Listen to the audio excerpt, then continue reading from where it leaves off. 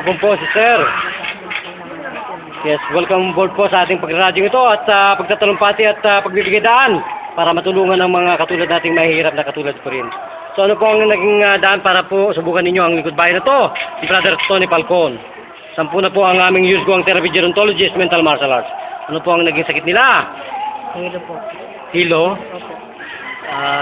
Humihina po ang paningin. Opo. Humihina po. May tunog po ang tenga. Meron po. Parang ugong. Kailan pa po nangyari yun? May isang buwan na po. Isang buwan na po. Hindi po ba ninyo alam na kayo po ay kumbaga nasa advanced aging? Ang edad mo po ay ilan na po ang edad niyo, sister? 61 po. 61, doble pa po yun. Nasa 100 plus ka na. Uncurable po ang vertigo sa buong mundo. Minor ear disease. Lahat na po, tinatamaan ka na, meningitis, kasama na lahat yan, sister. So, magpugay po at magpakilala sa bansang Pilipinas at sa buong mundo. Ano pong pangalan nila? Rosita de la Cruz. Rosita De la Cruz po. de la Cruz. Ilang taon na pong gulang ulit? 61. So, ilang taon na pong binabagabot ng ganyan sakit?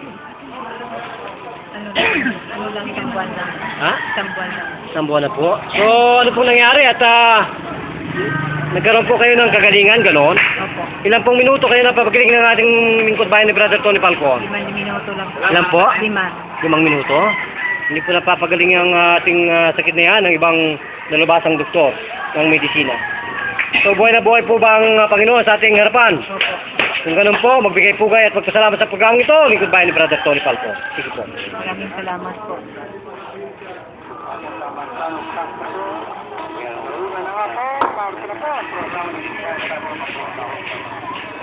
So, narinig po ba ninyo yan? Lingkod bayan. Yan po ang lingkod bayan namin ng CBS CWA Detention Clinic Museum. Yan po. Katotohanan po ba itong aming pag-iari dito? Mamaya po, tatawag tayo dito. Yan po. Lingkod bayan ni Brother Tony Falcon. Yan po. So, ngayon po, buhay na buhay po ba ang Panginoon sa ating harapan? Opo. Kung gano'n po, magkasapasalamat na po kayo sa aming program. Maraming salamat po. Okay, ito pa rin po si Brother John, nagulat at nagpapaalam po. Dito kasama Tony Falcon. Yan po ang ating nakapila para magpagamot. Samang Tony Falcon. May pa rin po tayo dito sa Barangay Santo Niño, Libu, Parañaque City, Philippines.